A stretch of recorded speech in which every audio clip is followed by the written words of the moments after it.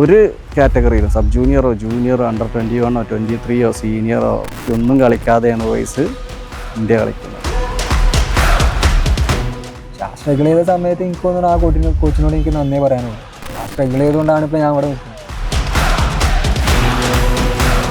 ഞങ്ങൾ ചെന്ന് ലൈനപ്പ് നിന്ന് നാഷണൽ ആന്തം കേട്ടപ്പോഴാണ് നാഷണൽ ടീമിലാണ് കളിക്കണമെന്നില്ല ആ ഒരു ചിന്ത വരുന്നത്. അത് വല്ലാത്തൊരു ഫീലാണ്.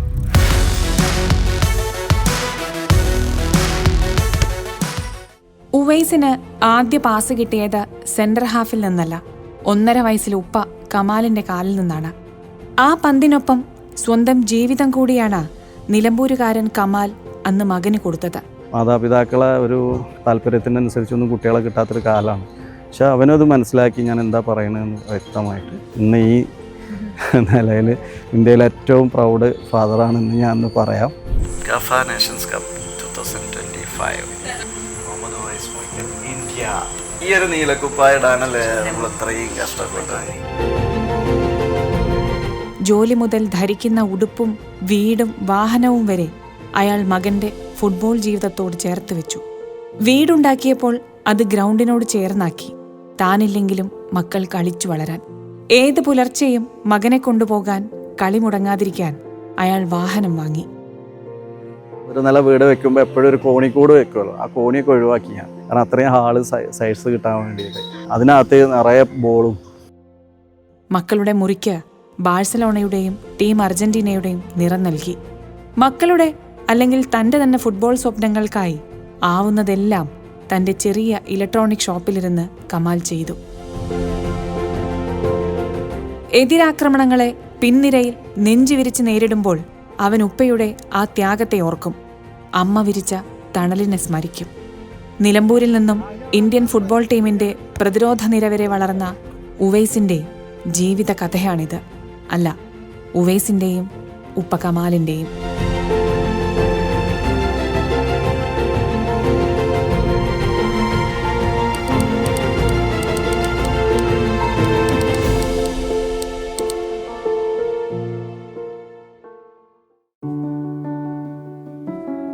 ഇതൊരു മിറാക്കിളൊന്നല്ല, ശരിക്കും ആസൂത്രിതമായി വന്ന സംഭവമാണ്. ശരിക്കും ആസൂത്രണം ചെയ്തു, അതെല്ലാം സക്സസ് ആയി എന്നുള്ളതാണ് ഇതിൻ്റെ ഏറ്റവും വലിയ.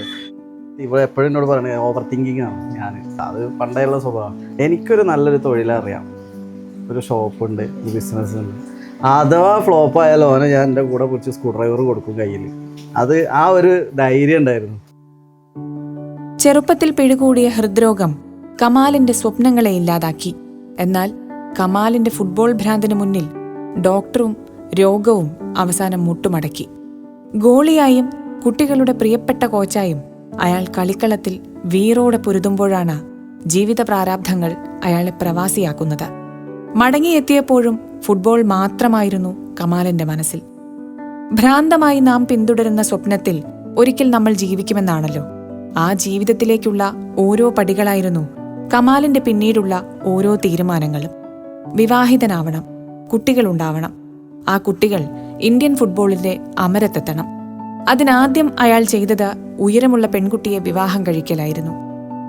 കാരണം ഈ മറഡോണ ചെറുതാ, അപ്പോൾ ഈ മറഡോണനെ ഇട്ടിട്ട് ചവിട്ടി കൂട്ടുന്നതൊക്കെ കണ്ടിട്ടുള്ളൊരു ഫീല്. പിന്നെ നമുക്കറിയാം, പൊതുവേ നോക്കുമ്പോൾ എല്ലാവരും നമ്മുടെ ഇന്ത്യൻ പ്ലെയേഴ്സ് ആണെന്നുണ്ടെങ്കിൽ ഷർഫ് അലി സാറായാലും ജോപ്പോൾ അഞ്ചേരി സാർ, ഇവരൊക്കെ നല്ല ഹൈറ്റുള്ള ആളുകൾ. 3 ആൺകുട്ടികൾ, എല്ലാവരും ഉയരമുള്ളവർ. വീടും വീട്ടുകാരിയും മക്കളും വാഹനവും ഇലക്ട്രോണിക് ഷോപ്പുമെല്ലാം കമാൽ ഫുട്ബോളുമായി ചേർത്ത് കെട്ടി. ഫേമസ് പ്ലെയേഴ്സൊക്കെ ഇപ്പോൾ വിജയൻ സാർ അറിയാലോ, ആ ഒരു സ്റ്റേഡിയത്തിൻ്റെ തൊട്ട് സൈഡിലായിരുന്നു താമസിച്ചിരുന്നത്. ആ സ്റ്റേഡിയത്തിൽ രാവും പകലും കളിക്കുന്ന ഒരാളായിരുന്നു. അപ്പോൾ അതൊരു എനിക്കൊരു സ്ട്രൈക്ക് ചെയ്തിരുന്നു. അപ്പോൾ നമ്മളില്ലെങ്കിലും കുട്ടികൾ കളിച്ചോളും, അവിടെ മറ്റത് കൊണ്ടുപോകണം, എല്ലാ സൗകര്യം ചെയ്തു. അങ്ങനെയാണ് തെരഞ്ഞു നടന്ന് സ്ഥലം നോക്കി വീട് വെക്കാൻ വേണ്ടി നടന്നപ്പോഴാണ് ഈ മയ്യന്താണി ഗ്രൗണ്ടിൻ്റെ സൈഡിൽ ഇങ്ങനെ 21 സെൻറ്റ് സ്ഥലം ഉണ്ട് എന്ന് പറഞ്ഞ് ആ സ്ഥലം എടുത്തത്. ഈ ഗ്രൗണ്ട് ഒരു തരിശൂമേനി, അതിപ്പം പണ്ടത്തെ ആർക്ക് പാടത്തിൽ നമ്മൾ പേർക്ക് അങ്ങനെ വരും. കമാലൊക്കെ എന്താട്ടി അത് വർക്ക് ചെയ്താണ്ട് ഒരു ഗ്രൗണ്ട് ആക്കിയാണ് നമുക്ക് ഗ്രൗണ്ടായി. ഇത് നല്ലോ കഷ്ടപ്പെട്ട് ഇതിനെതിരെ കുറെ മൂപ്പര് കിട്ടിയിട്ടുണ്ട്. അത് വേറെ കുറെ എതിർപ്പുകളും കാര്യങ്ങളൊക്കെ ആയിട്ട് മൂപ്പര് അത് കൊണ്ട് മുന്നോട്ട് പോയി ഈ ഒരു ലെവലിലെത്തി ഗ്രൗണ്ട്. അപ്പോൾ അവർ ഇറങ്ങും, കളിക്കും ഫുൾ ടൈം. രാത്രിയൊക്കെ വൈകുന്നേരമൊക്കെ കണ്ട് ഇരുട്ടാകുമ്പോൾ 6-6:30 മണിയാകുമ്പോൾ അവൻ്റെ ഉമ്മ വന്ന് വാട്ടിയെടുത്തിട്ട് അടിച്ച് കൊണ്ടുപോകണ ഒരുപാട് പ്രാവശ്യം ഞാൻ കണ്ടിട്ടുണ്ട്. കാരണം കയറി പോകില്ല ഇവിടുന്ന്. അങ്ങനെയൊക്കെ അത് തന്നെയായിരുന്നു എൻ്റെ ഉദ്ദേശം. മക്കളെ പിന്നെ അത് 1.5 വയസ്സായപ്പോൾ തന്നെ കൊണ്ടടക്കൽ തുടങ്ങിയതല്ലേ. ഗ്രൗണ്ടിക്ക് രാവിലെ എണീച്ച് പോവും, ബാപ്പിയും മോനും ഗ്രൗണ്ടിൽ പോവുക, ഇതൊക്കെ തന്നെയായിരുന്നു. സെവൻസ് കളിക്കാൻ പോവും, മുറിയാക്കി വരും, അതിന് കുറേ വഴക്ക് പറയും. ഇതൊക്കെ തന്നെയാണ് ലൈഫിൽ അന്ന് തൊട്ടേ കാണുന്നതും കേൾക്കുന്നതും. വയസ്സൊക്കെ ചെറുതാകുമ്പോൾ മുതൽ ഞാൻ ഓരോ ഇയറിൽ അവരെ ഹൈറ്റ് മാർക്ക് ചെയ്തതാണ് ചുമരിൽ. 2015 19/2/2015 മോനു വയസ്സിനെ നമ്മൾ വിളിക്കുന്ന പേരാ. അവന് 16 വയസ്സുള്ള സമയത്ത് ഈ ഹൈറ്റ് ഉണ്ട്, ഏകദേശം 5.5. ഒരു 3 മാസം കഴിഞ്ഞപ്പോൾ അവൻ പെട്ടെന്ന് വലുതായി കണ്ടിട്ട് അന്ന് ഞാൻ മാർക്ക് ചെയ്തതാണ് 15/5/15. അവരാ ഗ്രോത്ത് ഇങ്ങനെ കറക്റ്റ് എനിക്ക് മനസ്സിലാൻ വേണ്ടി എപ്പോഴും കാണാനും ഇവിടെ ഇങ്ങനെ വരച്ച് വെച്ച്. അവൻ്റെ ഫാദർ ഇല്ലാന്നുണ്ട് വയസ്സ് ഇറങ്ങുന്നൊരു ഇല്ല. അവൻ്റെ ഫാദർ അവനെ കൊണ്ടു നടക്കുന്ന പോലെ അധികം ഫാദേഴ്സ് കൊണ്ട് നടക്കില്ല. ഫസ്റ്റ് ഇൻവേർട്ടർ മലപ്പുറം ജില്ലയിൽ ഇൻവേർട്ടർ ഉണ്ടാക്കുന്നത് പുള്ളിയാണ്. അങ്ങനത്തെ ഒരാൾ അതിൽ ഫോക്കസ് ചെയ്യുകയാണെന്നുണ്ടെങ്കിൽ സത്യം പറഞ്ഞ ഒരു വലിയൊരു നിലയിലെത്തേണ്ടതാണ്. കമാലിന്റെ ജീവിതമാർഗമായിരുന്ന ഇൻവെർട്ടർ ബാറ്ററി നിർമ്മാണത്തിൽ അയാൾ ശ്രദ്ധയൂന്നിയിരുന്നെങ്കിൽ ഒരുപക്ഷെ ജീവിതം മറ്റൊന്നായേനെ. അയാൾ ആ വഴിക്ക് പോയതേയില്ല. ജോലിയേക്കാളും മറ്റെന്തിനേക്കാളും ഫുട്ബോൾ പ്രയോറിറ്റി ആയതോടെ കമാൽ സാമ്പത്തിക ഞെരുക്കമറിഞ്ഞു. പക്ഷെ പിന്തിരിഞ്ഞില്ല. എന്തു വന്നാലും ഇതാണ് ജീവിതമെന്ന് കമാലിന് അറിയാമായിരുന്നു.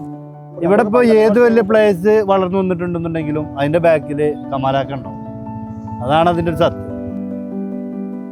എൻ്റെ കൂടെ കളിക്കണ വാപ്പാൻ്റെ കോച്ചിങ് ക്യാമ്പിലുള്ള കുട്ടികൾ തന്നെ ഇന്ത്യൻ ക്യാമ്പിൽ വരെ എത്തിയിട്ടുണ്ട്. നിന്നെ എന്താ വാപ്പ ട്രെയിൻ ചെയ്യണില്ലേ, നീ എന്താ ഇത്ര തടി കുറച്ചുകൂടെ എന്നൊക്കെ പറഞ്ഞിട്ട് കളിയാക്കിയിട്ട് ഇവൻ എന്നോട് ഞാൻ കളി നിർത്താൻ, ഞാൻ ഈ പഠിച്ചോളാം എന്ന് പറഞ്ഞ ആളാണ്. അപ്പം അത് ഞാൻ പറഞ്ഞു, നീ തടി എന്തിനാന്ന് വെച്ചാൽ എനിക്ക് അതിനനുസരിച്ചുള്ള ശരീരം ഉണ്ടാവാനാണ്, ഓവറായിട്ട് വർക്ക് തരാത്താണ്, എനിക്ക് തരാൻ അറിയാഞ്ഞിട്ടല്ല. പക്ഷേ എൻ്റെ ഒരു വിശ്വാസമുണ്ട്, ഇതല്ല വേണ്ടത്, കുറച്ച് സാവധാനം വന്നാൽ മതി. അപ്പോൾ ഒരു 23 വയസ്സാകുമ്പോഴേക്കും നീ ഒരു പ്ലെയറായി മാറും. ഡിഗ്രി വരെ വാപ്പേനെ പുഷ് ചെയ്തു. എനിക്ക് ഡിഗ്രി വരെ എനിക്ക് വലിയൊരു ആ ഒരു കളിച്ചിട്ട് എവിടെ എത്തണം എന്നുള്ളൊരു ആ ഒരു സാധനം എനിക്ക് വന്നിട്ടില്ല. അതുവരെ ഞാൻ വിചാരിച്ചു ഇപ്പോൾ വല്ല കോളേജ് യൂണിവേഴ്സിറ്റി എന്തെങ്കിലും കളിച്ചിട്ട് വല്ല ഗവൺമെൻറ് ജോലിയോ അങ്ങനെ എന്തെങ്കിലും കിട്ടിക്കഴിഞ്ഞാൽ അങ്ങനെ കഴിച്ചിലായി ആ ഒരു ജോബ് ആ ഒരു റേഞ്ചിൽ അങ്ങനെ പോകാമെന്ന് വെച്ചു. എൻ്റെ ഒരു കോച്ചുണ്ട് ജാലി പ്രിപ്പയർ എന്ന് പറയും. അപ്പോൾ ആളെടുത്ത് പോയപ്പോഴാണ് ഫുട്ബോൾ എന്താണ്, ഫുട്ബോളിൽ എന്തൊക്കെ ചെയ്യാൻ പറ്റും, ആ ഒരു വിഷ്വലൈസേഷൻ തരുന്നതാണ്. അങ്ങനെ തന്ന് ആ ഒരു ലെവലിൽ നിന്നപ്പോഴാണ് പിന്നെ എനിക്ക് ആ ഒരു സ്വന്തം ഒരു കോൺഫിഡൻസ് വന്നത്. മീൻസ് എന്താ കളിച്ചാൽ എവിടെയെങ്കിലും എത്തും. അവൻ്റെ കാര്യത്തിലൊക്കെ എപ്പോഴും നമുക്ക് പറയാനുള്ള ഏറ്റവും വലിയ കാര്യം നമ്മൾ നാടൻ ഭാഷയിൽ പറയും, കല്ല് കഴിച്ചാലും ദഹിക്കുന്ന പ്രായമാണ് ഈ 10-20 കഴിഞ്ഞാൽ എന്തും കഴിക്കാൻ ആഗ്രഹിക്കുന്ന പ്രായം. ആ സമയത്ത് പോലും അത്രയും കൺട്രോളിൽ പോകണമെങ്കിൽ അതൊരു വല്ലാത്ത ഡെഡിക്കേഷനാണ്. അത് തന്നെയാണ് ഒരു കാര്യം. നമ്മളൊക്കെ മധുരട്ട ജ്യൂസും മന്തി മാനസിക്കും ഒക്കെ ഒഴിവാക്കും. നമ്മളൊക്കെ വന്നാലോ മധുരത്തെ ജ്യൂസ് കുടിച്ച് അത്രയും പ്രൊഫഷണലി അത്രയും ഹാർഡ് വർക്ക് ചെയ്തിട്ടാണ് എത്തിയത്. നമുക്ക് നമ്മളെ ഫുഡ് കഴിഞ്ഞിട്ടുള്ള കളി. പക്ഷെ ഓനങ്ങനല്ല, ഓൻ ആദ്യം പ്രിഫർ ചെയ്യുന്ന കളിയിൽ അവന്റെ ഫുഡ് കണ്ടാൽ നമ്മൾ തന്നെ ഇവൻ എങ്ങനെ ജീവിക്കണമെന്ന് എഴുതും. നമ്മള് അത്രത്തോളം ഡയറ്റ് പ്ലാൻ ആണ് അവന്റെ. ഇഷ്ടപ്പെട്ട ഫുഡൊക്കെ ഇവനൊക്കെ ഇഷ്ടപ്പെട്ട സ്വീറ്റ്സോ ഫുഡോ മുന്നേ കൊണ്ടുവന്ന് വെച്ചാൽ പോലും എനിക്ക് വേണ്ട. അതാ പറയാ. എന്നിട്ട് എന്നോട് പറയും, അത് ഞാൻ കഴിച്ചാൽ ഞാൻ കുറേ കഴിക്കും, അപ്പം എനിക്ക് ഇഷ്ടപ്പെട്ട സാധനമാണ്. അപ്പം നമുക്ക് കാണുമ്പോൾ ഇടങ്ങാറാണ്. ഇപ്പോൾ എങ്ങനെ ഒരു സൈഡിൽ കൂടെ പോകുമ്പോൾ നമുക്ക് അത് കഴിക്കാൻ പറ്റാത്ത അവസ്ഥ, ആ ഇഷ്ടമില്ലാത്ത ഫുഡ് കഴിക്കാത്തതിൻ്റെ ഇടങ്ങാറ് എന്താണെന്നുള്ള വാല്യൂ ഫുഡിനെ അപ്രീഷിയേറ്റ് ചെയ്യാൻ പഠിക്കും. അതാണ് ഏറ്റവും വലിയ കാര്യം. മതി എന്ന് പറയുമ്പോൾ അത് എത്ര ഇടങ്ങാറായിട്ടാണ് പറയണമെന്ന് നമുക്ക് മനസ്സിലാവും. അത് ഫുഡ് അങ്ങനെയും കൺട്രോൾ ഉള്ളതുകൊണ്ടാണ്. കറക്റ്റ് വർക്കൗട്ട് ചെയ്യണ കറക്റ്റ് ജിമ്മിന് ഇപ്പൊ നമ്മളില്ലാറല്ലോ ഒറ്റക്ക് പോകും. ഓന്റെ വർക്കൗട്ടും കാരണം കറക്റ്റ് ഒരു proper day to day correct സാധനം ഉണ്ടാവാൻ അവൻ കറക്റ്റ് ചെയ്ത് മെയിൻ ചെയ്ത് അതിന്റെ റിസൾട്ടാണ് ഇന്ത്യ. പിന്നെ നമ്മളവനെ ISL ക്ലബ്ബിൽ പഞ്ചാബിന്റെ ഒരു ടീം ഇന്ത്യൻ ടീം കോൾ ചെയ്യുന്ന ഒരു പോസ്റ്റർ ഉണ്ടാവും തന്നെ നമ്മളാകെ നെറ്റി. കാരണം നമുക്ക് ഭയങ്കര പ്രൗഡാണ്. കാരണം നമ്മളെ ഈ നിലമ്പൂർ തന്നെ ആദ്യത്തെ ഇന്ത്യൻ പ്ലെയറാണ്. ഭയങ്കര പ്രൗഡ്. ഭയങ്കര കളിച്ച ഫസ്റ്റിലും കളിച്ച പിന്നെ ഓന്റെ ത്രോയിലാണ് ഫസ്റ്റ് ഗോളൊക്കെ അടിച്ചത്. ഞങ്ങൾ ചെന്ന് ലൈനപ്പ് തിന്ന് നാഷണൽ ആന്തം കേട്ടപ്പോഴാണ് നാഷണൽ ടീമിനാണ് കളിക്കണമെന്നില്ല ആ ഒരു ചിന്ത വരുന്നത്. അത് വല്ലാത്തൊരു ഫീൽ. അത് പറഞ്ഞറിയിക്കാൻ കഴിയില്ല. അത് ഒരു ഗൂസ് പംസും കാര്യങ്ങളും ഒക്കെ കൂടി വന്ന അത് ഭയങ്കര ഒരു പ്രൗഡ് ഫീലാണ്. ഫസ്റ്റത്തെ ആ ഒരു ത്രോയിൽ ഗോളായപ്പോൾ തന്നെ ആ ഒരു വേറൊരു കോൺഫിഡൻസ് ലെവലാണ്. ഫസ്റ്റ് കളിക്കുമ്പോൾ നമുക്ക് ആ ഒരു ചെറിയൊരു പ്രഷർ ഉണ്ടാവും. നാഷണലാണ്, അപ്പോൾ ആ ഒരു ഇൻ്റർനാഷണൽ ലെവല് അത്രയും അറ്റ്മോസ്ഫിയർ. പിന്നെ ആ ഫസ്റ്റത്തെ കളി തന്നെ അവിടുത്തെ ഹോം ടീമിനായിട്ടായിരുന്നു. സ്റ്റേഡിയം ഫുള്ള് പാക്ഡ് ആയിരുന്നു. അപ്പോൾ അത് വേറൊരു ഫീൽ ചെയ്യുന്നു. പക്ഷേ ആ ഒരു ഗോൾ അടിച്ചതിന് ശേഷം പിന്നെ കത്തി കഴിഞ്ഞു, ഇനി കളിക്കാം.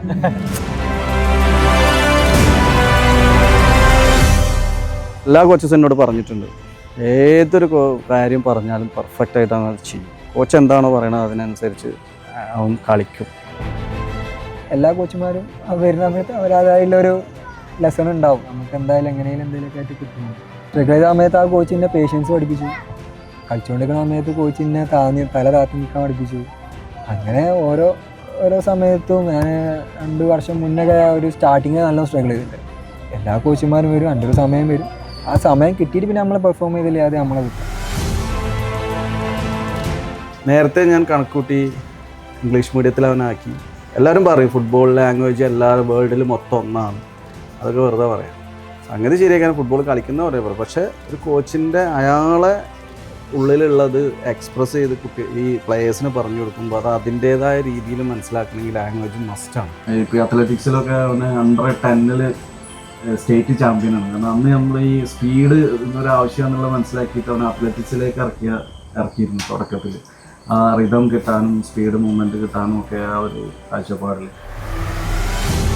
ഓരോ സമയത്തും കറക്റ്റായിട്ട് എനിക്ക് അവന് വേണ്ട കോച്ചസിനെ എൻ്റെ അടുത്ത് എത്തിച്ചു തന്നിട്ടുണ്ട്. ഫസ്റ്റിൽ നാട്ടിൽ തന്നെയല്ല, ഇപ്പോൾ കുടുംബത്തുള്ള ഒരു മുജീബ് മാഷ്, അവരെ മുപ്പരായിരുന്നു ആദ്യകാലങ്ങളിൽ ചെയ്തിരുന്നു. പിന്നെ ഞാനും, പിന്നെ സെപ്റ്റ്, കോഴിക്കോട് സെപ്റ്റിലേക്ക് ഇവിടുന്ന് എല്ലാ ശനിയും ഞായറും ഒഴിവുള്ള ദിവസങ്ങളിൽ ഞങ്ങൾ 80 കിലോമീറ്ററോളം വണ്ടി എടുത്തിട്ട് രാവിലെ 3 മണിക്ക് അവൻ്റെ ഉമ്മ എണീറ്റ് ചായ എല്ലാം റെഡിയാക്കി ഞങ്ങൾ 4 മണിക്ക് ഇവിടെ നിന്ന് ഇറങ്ങും. അവിടെ ട്രെയിനിങ് ചെയ്തിട്ട് കൊണ്ടുവരുമായിരുന്നു 3 വർഷത്തോളം തുടർച്ചയായിട്ട്. ഏകദേശം 5 മാസം പിന്നെ MSPയിൽ പോയിട്ടുണ്ട് ബിനോയ് സാറെ കീഴിൽ. അന്നാണ് അവൻ്റെ തടിയൊക്കെ ഒന്ന് കുറഞ്ഞ് അവൻ ശരിക്കും ഒരു എന്താ പറയുക മൂവ്മെൻറ്റും കാര്യങ്ങളും പന്തളിക്കാരൻ്റെ ഒരു രൂപത്തിലേക്ക് വന്നത് സാറിൻ്റെ കീഴിലാണ്. പിന്നെ അവിടെ നിന്ന് ഞാൻ ഭാരത് FC പൂനെയിൽ കിട്ടിയപ്പോൾ അങ്ങോട്ട് വിട്ടു. അവിടെ നിന്നാണ് അവൻ്റെ പ്രൊഫഷണൽ കരിയറിൻ്റെ തുടക്കം. ഇവനൊക്കെ പക്ക സ്റ്റെപ്പ് ബൈ സ്റ്റെപ്പ് ആയിട്ടാണ്. ആദ്യം കേരള പ്രീമിയർ ലീഗ് കളിക്കുന്നത്, പിന്നെ സെക്കൻഡ് ഡിവിഷൻ ലീഗ് കളിക്കുന്നത്, പിന്നെ I ലീഗ് കളിക്കുന്നത്, I ലീഗ് ചാമ്പ്യന്മാരാണ്, പിന്നെ ISL കളിക്കുന്നത്, പിന്നെ ISL വേറെ ടീം കളിക്കുന്നത്, പിന്നെ എന്തിനേയും കളിക്കുന്നത്. അപ്പം നമ്മളൊക്കെ ഒന്ന് ട്രൈ ചെയ്തിട്ട് നമ്മളൊക്കെ അത് തോറ്റു വന്ന ആൾക്കാരാണ്. അപ്പോൾ വയസ്സ് അവിടെ എത്തിയെന്നുണ്ടെങ്കിൽ എത്രത്തോളം അവിടെ അതിൽ ഹാർഡ് വർക്ക് ചെയ്തെന്നില്ല നമുക്ക് നല്ല മനസ്സിലാവും.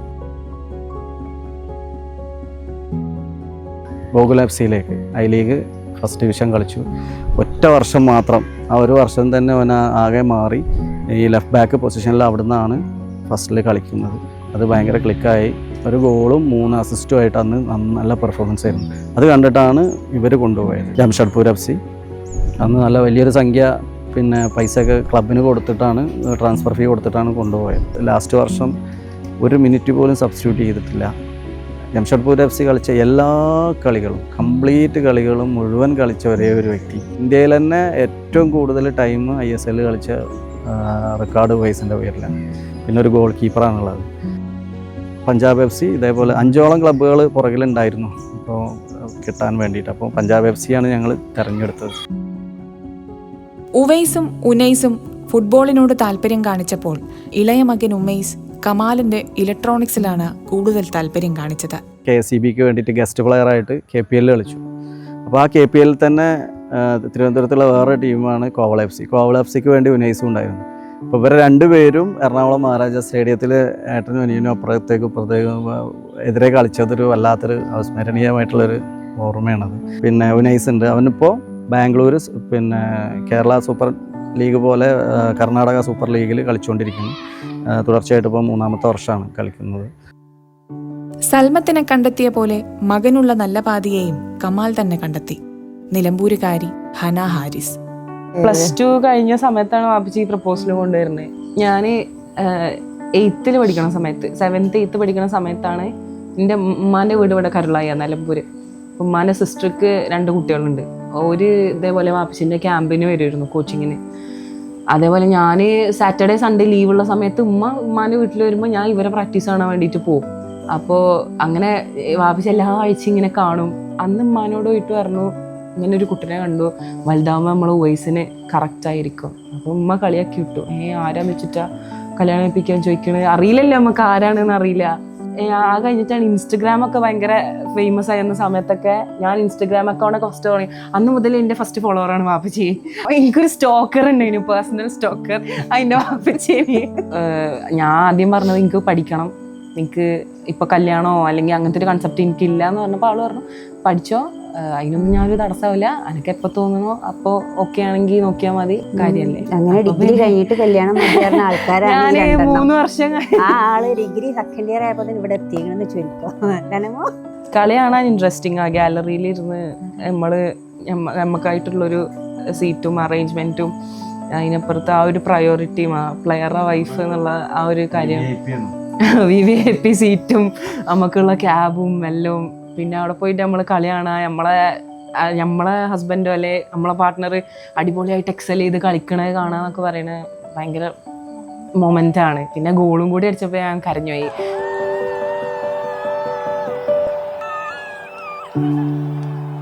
അവിടെ പഴയ പൊളിച്ച അടുക്കളൻ്റെ മുന്നിൽ പിന്നെ മെനു, അവർക്ക് കൊടുക്കേണ്ട ഫുഡിൻ്റെ മെനു വരെ അവിടെ ഒട്ടിച്ചു വെച്ചിട്ടുണ്ട്. പഴയ വീട്ടിലാണെങ്കിൽ കുറെ കാഴ്ചകൾ കാണുന്നുണ്ടാവും പൊളിച്ചിട്ടില്ലെങ്കിൽ. 5 ദിവസം ഫ്രീ കിട്ടിയാൽ ഓൻ ഇവിടെ ഉണ്ടാവും ഞങ്ങളടുത്ത്. ഇതിൻ്റെ ഇടയിൽ അതാണ് വയസ്സ്. ഒരു എവിടെയും പോവില്ല. അവന് വേണ്ട ഫുഡ് അവനുണ്ടാക്കാൻ അറിയാം, നെയ്സിനും അറിയാം. രണ്ടാമത്തെ അവരും ഒപ്പം ഉണ്ടാവും, കൂടെ ഉണ്ടാവും എപ്പോഴും അടുക്കളയിൽ. പുതിയ വീടുണ്ടാക്കുന്ന വീട്ടിൽ അടുക്കളയിൽ ഒരു ജനല് പുറകിലേക്ക് നീട്ടിയിട്ട് ഇരിക്കാനുള്ള സെറ്റപ്പ് ഉണ്ടാക്കി വെച്ചു. കോൺട്രാക്ടറോട് പറഞ്ഞു ഞാൻ ഇവിടെ ഉണ്ടെങ്കിൽ ആ അടുക്കളയിൽ ഉമ്മാൻ്റെ അടുത്ത് ഉണ്ടാവും, അടുക്കളയിലുണ്ടാവുക, ആൾക്കാരുടെ ഒരു സീറ്റ് ഉണ്ട് അവിടെ.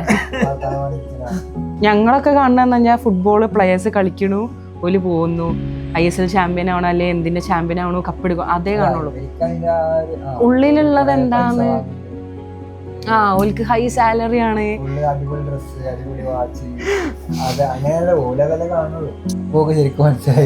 ഇത് ഹാർഡ് വർക്ക്, ഇത് കഷ്ടപ്പാടാണ്.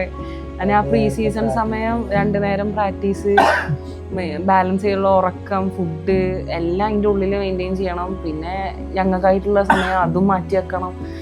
അപ്പം മനസ്സിലായി എനിക്ക് ഫുട്ബോൾ ഇസ് നോട്ട് ഈസി. അടുത്ത കാലം വരെ അവൻ്റെ ശരീരത്തിന് ആവശ്യമുള്ള മിനറൽസും കാര്യങ്ങളും വാങ്ങാൻ ഞാൻ അങ്ങോട്ട് പൈസ അയച്ചു. കാരണം അവന് ഇപ്പോൾ ഈ ചെറിയ ചെറിയ ക്ലബ്ബിൽ നിന്ന് കിട്ടുന്നതിന് പരിമിതി ഉണ്ടായിരുന്നു. ഇപ്പോൾ KCB-യിലൊക്കെ പിന്നെ കളിക്കുന്ന സമയത്ത് മര്യാദയ്ക്കൊരു ഫുഡില്ല, മര്യാദയ്ക്ക് ഉറങ്ങാൻ സ്ഥലമില്ല, നല്ല കഷ്ടപ്പെട്ടിട്ടുണ്ട്. അപ്പോൾ അതൊക്കെ കഴിഞ്ഞ് വന്ന് ഈ ഒരു എന്താ പറയുക ഇത്രയും ഒരു ലെവലിൽ വന്നിട്ടുണ്ടെങ്കിൽ അവൻ്റെ സഹനശക്തിയാണ്. ബാംഗ്ലൂർ സൂപ്പർ ഡിവിഷൻ കളിക്കാൻ പോയിട്ട് ഓസോൺ FC കളിക്കാൻ പോയിട്ട് ഓസോൺ FCയുടെ പിന്നെ ഓണർമാർ മുങ്ങി, അവർ ഒഴിഞ്ഞു. എന്നിട്ട് ആ കോച്ചും ഇവരും കൂടി അവിടെ സ്ട്രഗിൾ ചെയ്ത് ആ കളി മുഴുവനാക്കി. കഞ്ഞിയും, അതായത് വെറും കഞ്ഞിയും ചമ്മന്തി ഉണ്ടാക്കിയിട്ട് ഫുട്ബോൾ കളിച്ചിട്ടുണ്ടാവും ഓസോൺ FCക്ക് കളിക്കുമ്പോൾ. ഇത് അറിഞ്ഞപ്പോൾ ഞാൻ കുറച്ച് വൈകി. എന്നിട്ട് വൈഫ് ഇവിടുന്ന് ഇറച്ചിയും സാധനങ്ങളും മീനെല്ലാം ഉണ്ടാക്കി തന്നിട്ട് അത് പൊതിഞ്ഞ് ഞാൻ അവിടെ കൊണ്ടുപോയി കൊടുത്തിട്ടുണ്ട്. ഇതാണ് നമ്മുടെ ഇന്ത്യൻ ഫുട്ബോൾ. ആലോചിക്കണം, ഒരു സൂപ്പർ ഡിവിഷൻ ബാംഗ്ലൂരിലെ ഏറ്റവും ടോപ്പ്, കർണാടക സ്റ്റേറ്റിലെ ഏറ്റവും ടോപ്പ് ലീഗ് കളിക്കാൻ പോയ ഒരു ടീമിലെ പ്ലെയറുടെ അവസ്ഥയാണ്. അങ്ങനെയുള്ള ആളാണ് ഇന്ന് കോടികൾ വാങ്ങുന്നത്. അതും ഫുട്ബോളാണ്, അതും ഇന്ത്യയിൽ തന്നെയാണ്. പക്ഷേ ആ ഒരു സ്ഥലത്ത് എത്താന്ന് പറയണത് ഇത്രയും സ്ട്രഗിളാണ്. ഞാൻ അത്ര വാപ്പച്ചിനെ അത്ര ചിന്തിക്കാറില്ല. ആ ഒരു ഫ്ലോയിൽ അങ്ങനെ പോകും. നാളേക്ക് ചിന്തിക്കാനാണ്. അതിപ്പോൾ കഴിഞ്ഞാൽ നാളെ അത്രേ ഉള്ളൂ. അല്ലാതെ ഭയങ്കര ഫ്യൂച്ചർ അങ്ങനെ അതൊക്കെ ഇവരെ ഡ്യൂട്ടിയാണ്. ഇവൻ നാളേക്ക് എന്താന്ന് ചോദിച്ചു കഴിഞ്ഞാൽ ആലോചിക്കുക, നാളേക്കുള്ള അവക്കാടോ പഴുത്തണോ, നാളേക്ക് മുട്ടുണ്ടോ, ഇതൊക്കെയാണ് അവൻ ആലോചിക്കുക. Go with the flow person ആണ്. ഞാനൊരു കൺട്രോൾഡ് പേഴ്സൺ. അതായത് ഞാൻ എൻ്റെതായുള്ളൊരു ഇതിൽ ആഘോഷിക്കുള്ളൂ. ഇപ്പം അത് ആളെ ഇതാണ്. ഇടക്കിടക്ക് പറയും അപ്പച്ചിപ്പോ എയർലല്ലേ അതെന്താണ് ഫീൽ ചെയ്തത് ഇപ്പോഴാണ് ഈ ആ പറയുന്നത് എന്താണെന്നില്ല. കാരണം അത്രയും സന്തോഷത്തിൽ ഇങ്ങനെ പോകുന്നു. ആൾ ഡിസേർവിങ് ആണ്. ആൾ അത്രയും സാക്രിഫൈസും കാര്യങ്ങളൊക്കെ ചെയ്തിട്ടുണ്ട്. അപ്പോൾ ആൾ ആ ഒരു സന്തോഷം കാണുമ്പോൾ എനിക്ക് സന്തോഷമാണ്. പക്ഷേ ഞാനെപ്പോഴും എൻ്റെ മനസ്സിനോട് ഞാൻ ഇപ്പോഴും പറഞ്ഞുകൊണ്ടിരിക്കുന്നത് ഞാനൊന്നും ആയിട്ടില്ല, ഇത് ജസ്റ്റ് ഒരു സ്റ്റാർട്ടാണ്. അപ്പോൾ അത് ഞാൻ എപ്പോഴും എൻ്റെ മൈൻഡിൽ എപ്പോഴും ഞാൻ റിവൈൻഡ് ചെയ്യുന്ന ഒരു കാര്യം. എത്ര കളിച്ചാലും എന്ത് കളിച്ച് വന്നാലും ഞാൻ എൻ്റെ മനസ്സിനോട് പറയും ഒന്നും ആയില്ല, ഇത്ര ആഘോഷിച്ചാൽ മതി, ഞാൻ അടങ്ങിയിരിക്കും, എൻ്റെ കാര്യങ്ങളൊന്നും. ഓരോ സമയത്ത് ഓരോ ടാർഗറ്റ് ഉണ്ടായിരുന്നു. 18 വയസ്സിൽ ഇത് കളിക്കണം, പിന്നെ അണ്ടർ-18 ഐ ലീഗ് കളിക്കണം, 20 വയസ്സിൽ സെക്കൻഡ് ഡിവിഷൻ ഐ ലീഗ് കളിക്കണം. അതൊക്കെ കറക്റ്റ് അതേപോലെ വന്നു. അതേപോലെ 23 ഐ ലീഗ് കളിക്കണം എന്നായിരുന്നു എൻ്റെ ആഗ്രഹം. അത് 22 തന്നെ സാധിച്ചു. 25 ISL കളിക്കണം എന്നായിരുന്നു. അത് 24 സാധിച്ചു. 28-30 ഉള്ളിൽ ഇന്ത്യ കളിക്കണം എന്നായിരുന്നു. അതിപ്പോൾ 27 സാധിച്ചു. ത്യാഗം സഹിച്ചതൊക്കെ അവനാ. അങ്ങനത്തെ ഒരു പ്ലെയർ, ഒരു കുട്ടിയല്ലെങ്കിൽ ഞാൻ എന്ത് ചെയ്തിട്ടും കാര്യമില്ല. ഫുട്ബോൾ പ്ലേയേഴ്സായ ലൈഫ് എപ്പോഴും ഒരേമാതിരി ആവില്ല. അപ്പ് ആൻഡ് ഡൗൺ എന്തായാലും ഉണ്ടാവും. അവിടെ എത്തിപ്പെടാൻ സുഖമാണ്. എന്നോട് ചോദിക്കുന്നതോടൊക്കെ ഞാനതാ പറയാം, അവിടെ എത്തിപ്പെടാൻ സുഖമാണ്. പക്ഷെ അവിടെ എത്തിപ്പെട്ടിട്ട് അവിടെ ഒരു 10-15 കൊല്ലം നിൽക്കുന്നതാണ് ടാസ്ക്.